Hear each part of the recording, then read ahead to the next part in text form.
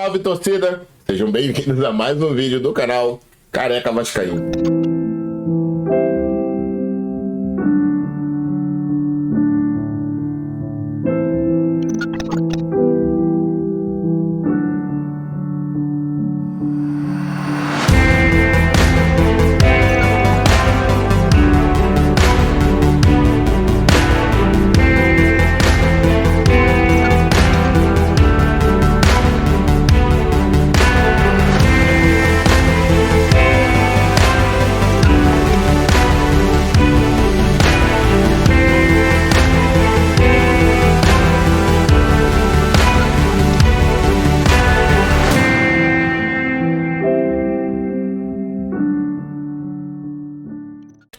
Galera, o vídeo de hoje é um vídeo longo, deve ter, sei lá, 20 minutos. Espero que você assista o vídeo todo. Eu não consigo trazer um raciocínio pra vocês ou apresentar alguma coisa num videozinho curto, cara. Às vezes eu até tento, mas é difícil para mim. Os meus vídeos sempre são longos pra caralho, puta que pariu. No início desse vídeo eu vou te trazer um áudio do Flá Dias e do senhor Carlos Osório. A gente tem que lembrar que os 70 milhões foram gastos em 3 meses, o aporte inicial, né, o empréstimo, entre aspas, da 777 Partners, para pagar fornecedores e salário.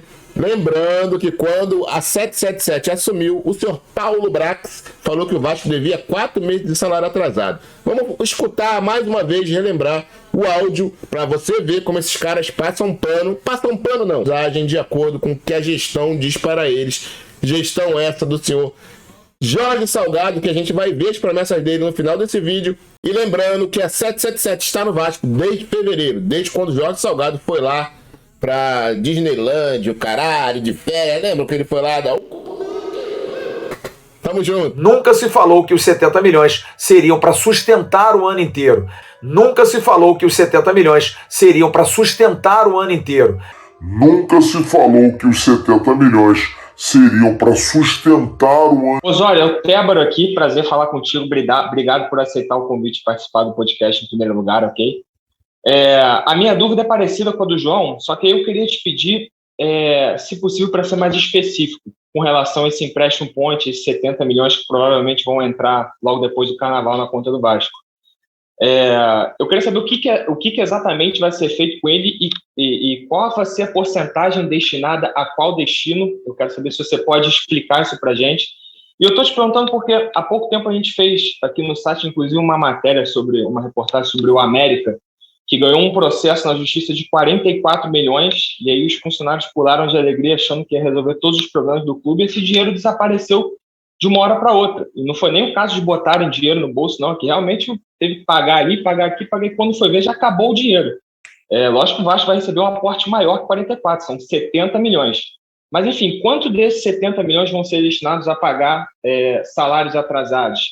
Qual é o tamanho da dívida hoje do Vasco com funcionários? Quanto vai ser destinado para contratação e reforços do elenco? Isso já foi definido? Será que você pode ser só um pouquinho mais específico nesse ponto, se possível? Olha só, eu vou poder responder aqui para vocês no limite que as minhas condições permitem e também o sigilo que a gente precisa e avançou com a própria 777 em algumas estratégias de atuação do Vasco nesse período. O que eu posso garantir para você, Tébaro, é o seguinte: todos os salários do Vasco estarão em dia. Então, o funcionário do Vasco não precisa ter nenhuma preocupação.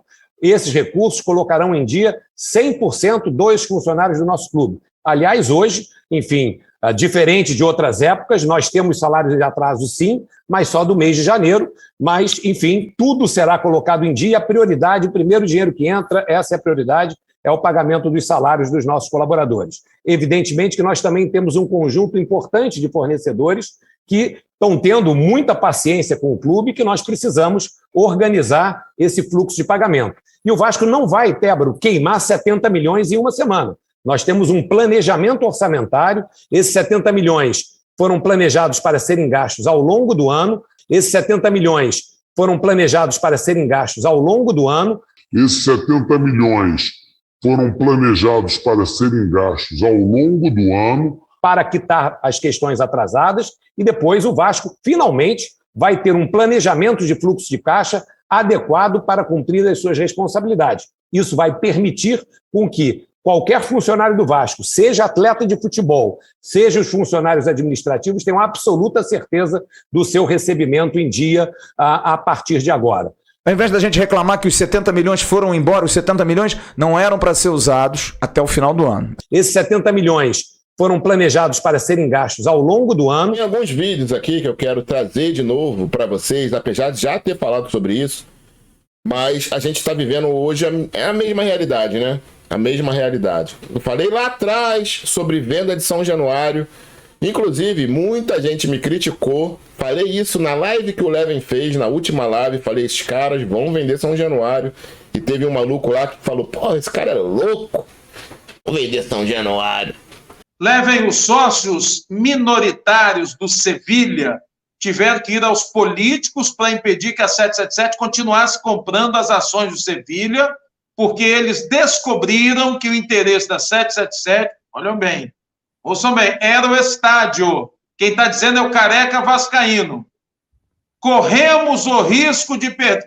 Rapaz, é uma pergunta importantíssima. Ele deu o exemplo do Sevilha e aí ele pergunta a você, presidente Leven, corremos o risco de perder São Januário? Deus me livre. Olha, se tiver alguém lá com o meu perfil, com certeza que não. São Januário é nosso. Né? E nós vamos cuidar do que é nosso, nós vamos fazer receita para o clube associativo. Nós não vamos viver de esmola nem de migalha da SAF. Eu seria muito... Se eu falasse, a torcida não deixa. Olha, infelizmente, a torcida, às vezes, ela é manipulada pela informação, pela força da imprensa, pela força da comunicação, pela força da relação pública, das relações públicas. Então, eu espero que sim, eu espero que a torcida esteja sendo representada por alguém que tenha efetivamente a capacidade de transferir confiança, credibilidade, transparência, para que ela possa sempre fazer o que for melhor para o Vasco. Vou fazer um vídeo falando sobre isso, vou fazer um vídeo falando sobre o Neguinho da Beija-Flor, sobre a música Campeão, né, Neguinho da Beija-Flor. Vou fazer um vídeo sobre isso, para vocês verem assim, cara, não acreditem em tudo que vocês ouvem. Não acreditem. Não sou o dono da verdade, não sou o senhor da verdade, mas eu faço vídeos aqui e sempre trago matérias, cara. Sempre trago. Ó, o cara falou uma coisa aqui e ali ele falou outra. Como aí, ó? Como essa introdução aí do Flávio Dias falando uma coisa, levando a torcida a acreditar numa coisa e o Carlos Osório falando outra, totalmente diferente. Não adianta, meu irmão, a mentira tem pernas curtas. Se eu for fazer vídeo de todas as mentiras aí do Flávio Dias, meu irmão, eu vou ficar até 2030 falando e vai ter mais vídeo ainda. Porque esses caras mentem o tempo todo, estão alinhados com a gestão por interesses pessoais e é assim que funciona. Valeu? Ontem eu fiz um vídeo falando a respeito do vídeo do Thiago. O Thiago me mandou uma mensagem, me explicou direitinho, eu entendi o que o Thiago quis dizer. E assim, não é que o Thiago queira união com esses caras, entendeu? Sabe que não dá. Pai Carlos também me enviou um áudio. E assim, o interesse é que a torcida... Claro, esses caras têm muita influência dentro do Vasco, porque tem muito vascaíno visualizando o canal desses caras. E a questão é acordar esses vascaínos. Entendi perfeitamente. Tamo junto, Thiago. Como sempre, mais uma vez, não foi um vídeo de crítica, eu só expus a minha opinião e que eu não me uno com esses caras. E o Thiago também não, o Pai Carlos também não, enfim. Diferente de outros, ô senhor. Galera, o vídeo de hoje é o seguinte, eu não ia fazer esse vídeo hoje, eu ia falar sobre outra coisa, um comentário aí sobre alguns jornalistas da ESPN falando sobre Vasco, mas quando eu mexi aqui no meu stream, eu cliquei num vídeo e apareceu esse vídeo aí que eu vou mostrar pra vocês, pra gente relembrar, meu pai amado, pra você que acredita em Papai Noel, valeu? Ou que acredita no Jorge Salgado, porque quando você diz que acredita na 777 Partners, você acredita no Jorge Salgado, até porque foi ele que foi atrás, ele que trouxe, ele que fez tudo isso. E a Mais Vasco, galera, ela extinguiu o site, não existe o site mais da chapa Mais Vasco, acabou, tá ligado? Acabou. Eles viram que as promessas que eles tinham feitas não foram cumpridas, o caralho, tava uma vergonha aquele site. e eles decidiram excluir o site inteiro. Mas eu fiz uma cópia. Eu consegui fazer uma cópia de grande parte que tem no site. Vou mostrar aí para vocês agora. Perca um pouquinho do seu tempo só e assista isso aí. E você que é apoiador, assista também. Olha aí, olha as promessas aí.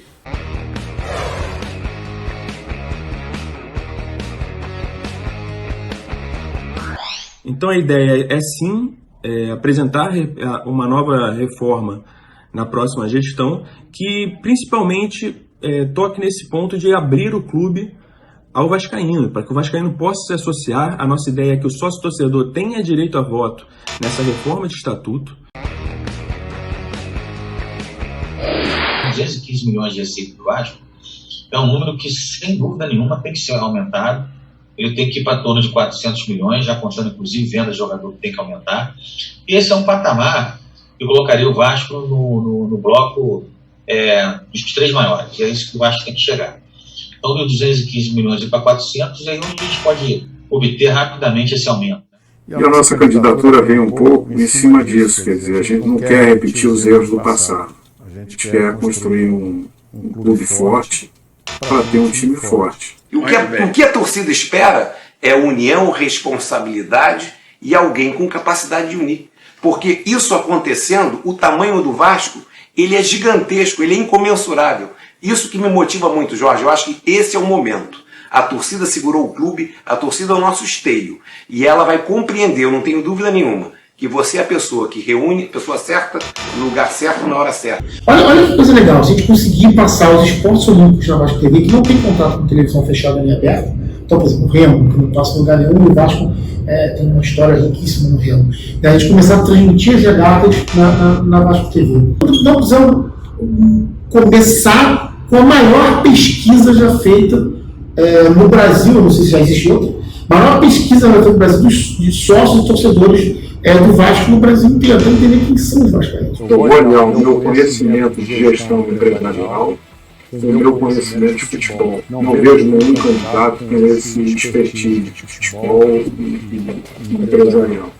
Eu sou capaz de recolocar o Vasco entre os 5 maiores clubes do Brasil. A gente tem mais ou menos 80 pessoas formulando nosso projeto de gestão. A gente não faz as coisas sozinho, a gente só vai conseguir alguma coisa se tiver equipe e ficar agarrado nesses valores aí de transparência, honestidade, acabar com jeitinho, introduzir a meritocracia no Vasco, conceitos de empresa, de governança, modernizar o clube, dar um choque assim de gestão, né? Sem perder a sua tradição. E vamos falar sobre a grande novidade da live, que é o sócio-torcedor com direito a voto. Eu queria que você falasse um pouquinho sobre isso. Isso é uma realização nossa, quer dizer, a gente vai colocar no estatuto, quando entrar, a gente pretende fazer uma reforma do estatuto e essa reforma vai contemplar o voto do torcedor. Então isso seria reformulação financeira. Modernização do estatuto, trazer um estatuto moderno, ágil, com menos concentração de poder, com mais abertura para o voto do sócio-torcedor e por mais abertura para o Vasco da sociedade. Isso é fundamental para o futuro do clube. Revitalização do patrimônio, a gente também já falou sobre isso. A gente tem que complementar o nosso CT, a gente precisa revitalizar São Januário. Reforma administrativa, isso é fundamental. O Vasco é administrado de uma forma muito antiquada. A gente precisa criar comitês, a gente precisa modernizar os quadros, a gente precisa modernizar a relação dos quadros, sistematizar as relações, compras, venda de jogadores, enfim. A gente precisa reformular administrativamente o Vasco. Profissionalização do futebol, não que o futebol do Vasco não seja profissionalizado. Quem está lá, o André Mazuco, Antônio Lopes, Ramon, são profissionais. Mas o Vasco precisa de uma linha de futebol clara que não tem. O Vasco troca a sua linha de futebol todo ano de acordo com quem topa trabalhar no Vasco. O Vasco precisa criar ciência. O futebol deixou de ser simplesmente uma pelada e passou a ser ciência. A gente precisa trazer ciência para o Vasco. E, sobretudo, a gente também já falou muito aqui, reencontro e orgulho com a nossa história. São os 6 pilares de trabalho. Essa bomba está estourando, vai estourar na nossa mão, mas a gente tem solução para isso. Hoje mesmo, antes de você chegar aí, nós passamos mais ou menos 1 hora, mais ou menos, fazendo uma conferência com com um determinado banco importante, mostrando o nosso projeto de Vasco. A gente vai lançar 2 produtos financeiros do ponto de vista de captação de recursos. A gente tem uma projeção para os próximos 3 anos de sair de um faturamento de 200 para 400 milhões.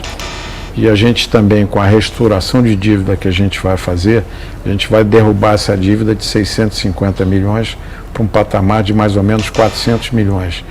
Então o projeto é mais ou menos esse: derrubar a dívida, aumentar o faturamento, canalizar dinheiro para o futebol, fazer um time mais forte, um time mais competitivo e participar como vencedor, né, em todas as competições que a gente puder participar. Não, a gente não vai ter um time para brigar por título, mas a gente vai ter um time assim com mais gabarito do que esse time que a gente tem hoje, fatalmente, porque a gente já olhou assim, já analisou os números do futebol.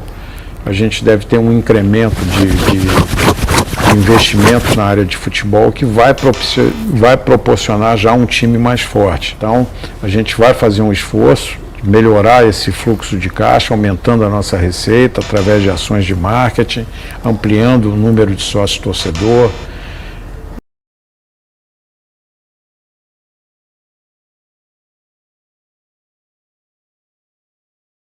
Eu falo muito para a minha equipe de trabalho, para o pessoal nosso. A gente tem uma responsabilidade muito grande, uma meta e um compromisso de acabar com esse negócio de salário atrasado.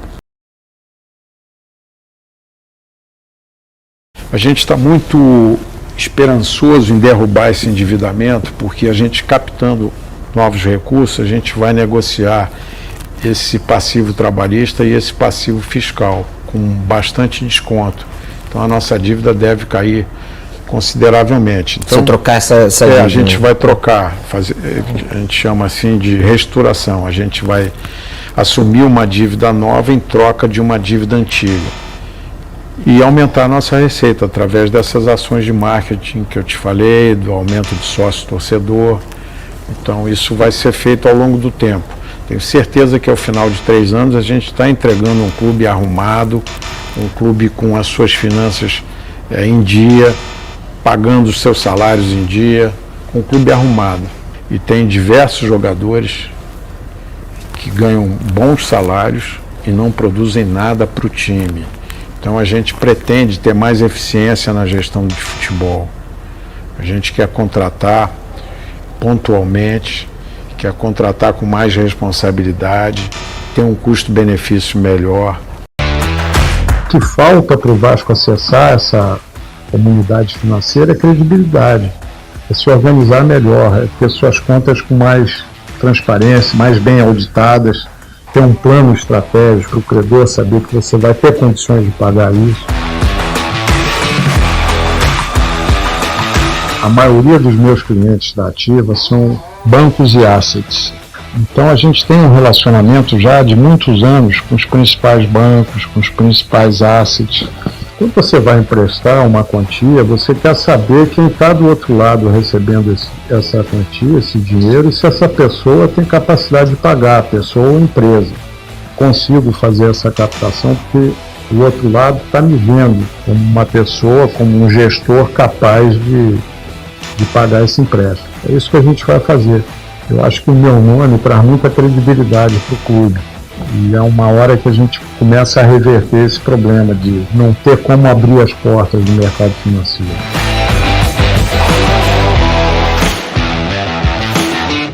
Eu acho que eu tenho as duas coisas, modéstia à parte, eu tenho as duas coisas. Aquela cultura antiga de gerir o Vasco acabou. Não tem mais espaço para isso, para o jeitinho, para a trapaça, para fazer as coisas meio que escondidas, entendeu? Isso aí não tem mais. A minha administração vai ser a mais pacífica de todas. Vai ser absolutamente transparente, uma gestão moderna, mas eu vou deixar um legado no futebol, na administração, nas finanças, no marketing e no patrimônio. Contrata não porque está com pouco jogador, mas contrata por má gerência, né? Muito pouca eficiência, muito pouca inteligência lá no futebol. Então a gente vai ter que melhorar isso. O Vasco. Uma outra coisa que a gente tem que pensar bem é em relação aos treinadores, né? A gente muda muito de técnico.